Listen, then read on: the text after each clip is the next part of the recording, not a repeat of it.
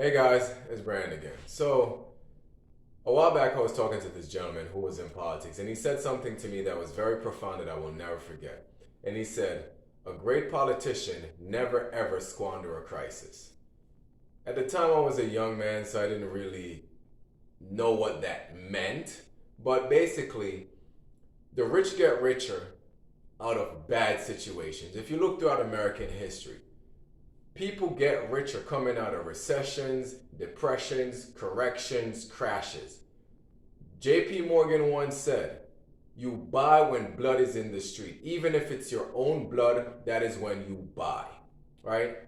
Now, take a look at what's going on around us. It's a very crazy time.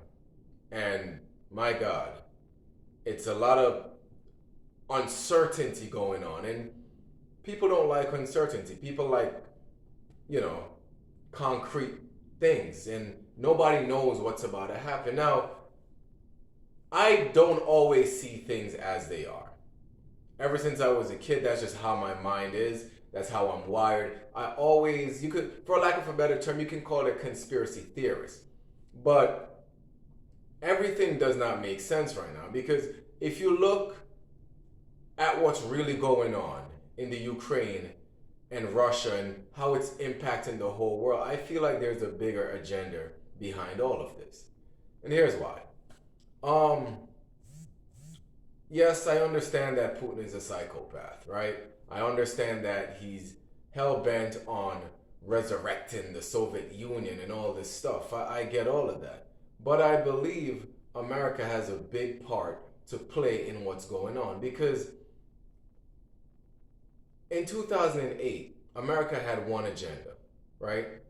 The Obama administration, well, I can't say one agenda, but one of the big things that they wanted to push was clean energy, right? And a lot of people say to me, "Brandon, you can't use this war to justify what America is doing," but I absolutely can. We're talking about a country that enslaved people for 400 years, a country that allowed the cartel to put drugs in certain areas so that they can fund a civil war, a country that have insider trading amongst their Congress, Senates, and politicians. Like a lot of corruption is going on. It's no secret, but people are fearful to like talk about things like this and actually state their opinion. But that's what it is. There's a lot of corruption going on, and because of that, I do not trust my governments. I do not trust certain things taking place. So that's why I'm going to say yes.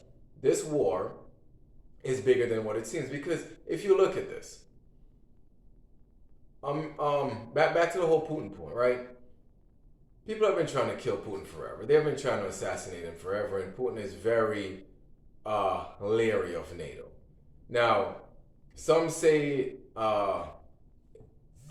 the Ukraine is that buffer between, you know, the other NATO countries like Romania, etc., etc. But if you look at the Eastern European map, Latvia and all those other countries are on the, what do you call it? The border of the Russian Federation. But the Ukraine is quote unquote that buffer, that bigger country, right? Now, imagine this.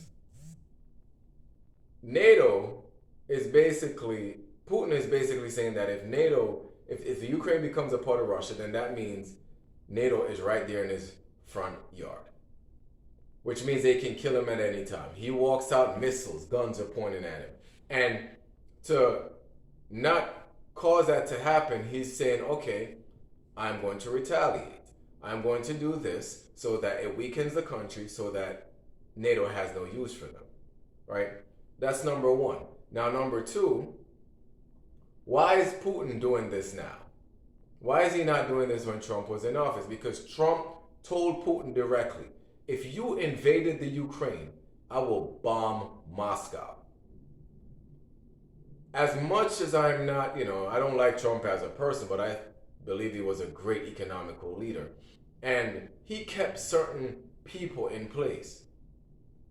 Putin was one of them. There was no war that happened under Trump because Trump is just as he's just as he's a psycho just as much as Putin, right? So no war happened there. But then he did this under Biden. Now, the Ukrainian president is using his people as a pawn because he's trying to show NATO that my people are strong, my people are resilient, while he sits his ass in a bomb shelter, in a bunker somewhere. Have his people out there fighting when all NATO has to do is say, no, we don't want you a part of NATO. You look at, and this is where it goes to America now, you look at the alignment of NATO, the nations that are in NATO. America, according to the Sun, America spent over $6 trillion a year on their defense, which means they make up over 70% of NATO spending. So because they make up over 70% of NATO spending, they have some say. They have some seniority in NATO. Anybody who is a business person knows this very well. He who contributes the most to the organization has the biggest pull. And America is basically NATO. So America can simply say, listen, no, you're not going to be a part of NATO. End the discussion right there. There wouldn't be no war. But what I believe America is doing is this. Back again, in 2008, they've been pushing this energy crisis, this clean energy thing. What the pandemic did was speed up innovation 4 or 5 years ahead. What this war is doing is pushing clean energy. So Biden is using this as an opportunity to push his electrical agenda, because guess what's going to happen today? He banned the import of Russian oil. So that means oil is going to go up. It's going to go up even more. So because oil is going to go up even more, right? People who are going to the gas pump are going to be frustrated, and because they're frustrated, they are now going to start buying electrical vehicles. We're going to see our heating and gas bill go up. So people are going to now start switching to solar, wind, those kind of energy sources. All those beaten down EV stocks, electronic companies, clean energy companies, you're going to see those go through the roof. Today, SunPower alone went up 20%, although it's down a lot, but it still went up 20% today. Because this is pushing an initiative that was over 13 years old that they've been trying to speed up, and this is the opportunity. And as much as it sucks, America is going to get what it wants because it always does. Russia is going to come out of this whole nonsense that's going on because it's a first world country. People are going to do business with them. It's not going to be like that for Russia forever. And Putin understands that. And the people who are going to be left holding the short end of the stick are the people in the Ukraine. Because the media is making it look like Ukraine is holding their own. Ukraine is winning the war against Russia. Russia has one of the strongest armies in the world. Russia is doing all this chaos, all this damage with only a fraction of its army. If Russia wanted to take over Ukraine, they would have already. But Russia does not want to rule dust. They don't want to rule the sand. What they are doing is wearing down the Ukrainian army, wearing down their forces, and then they're pulling back. Wearing them down, then they're pulling back. The Ukraine is not getting the help it needs. You have civilians fighting. These countries are giving them guns. And the reason why other countries are not getting involved is because if they get involved with Russia, it's going to be a nuclear event. This world, as we know it, might be evaporated from the solar system. So this world is pretending like it's doing something for the Ukraine, but it's not. And that's my disgust with America and with everything that's going on, because Zelensky's using his people as pawns to make a point. That is evil. What America is doing is evil. And yes, what Russia is doing is evil. They're all messed up.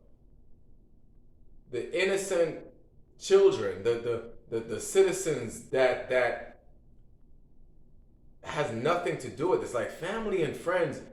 Yo, innocent people are dying right now. And what most people care about is the stock market, is the real estate market. All an agenda. But it's been like this for history. And I have no idea if it will ever change. No matter how advanced we get, no matter how intelligent we get, it's like evil and racism and war is always going to exist. It's just such a crazy thing. But that's my 2 cents on this video. If you have any input, feel free to comment or reach out to me on IG. But it's a thought, something that I see happening. So yeah, like, share, subscribe. Take care. Bye-bye.